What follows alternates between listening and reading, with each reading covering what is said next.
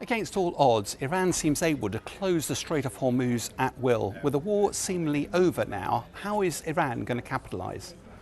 Well, Iran, ever since the tanker wars of 1984, has recognised that if it could control the Strait of Hormuz, it could threaten international energy pipelines. And therefore, it's been investing for the last 40 years in a bespoke capability. The challenge is, why have they not used it up till now?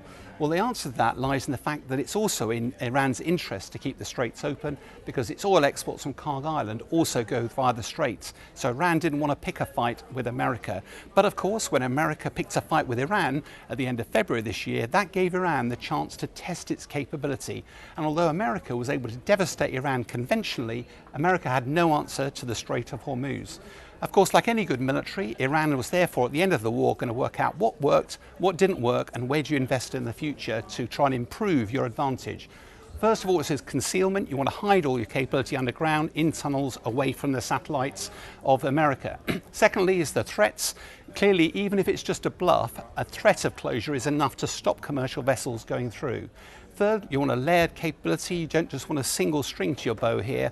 As a result, anti-ship missiles are very effective even against military vessels, particularly because it's so constrained. Secondly, mines, and particularly drones, because you actually want fiber optic drones because they can't be jammed. Expect to see Iran invest in those. And finally, fast patrol boats packed full of explosive individually prove very dangerous, but if you can coordinate those more effectively, they would get through defences.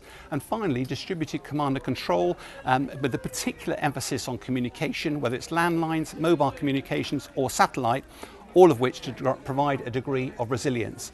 But regardless of what happens, Iran is able to control the Strait of Hormuz. It started the war as a pariah state. It now has significant leverage on the global stage.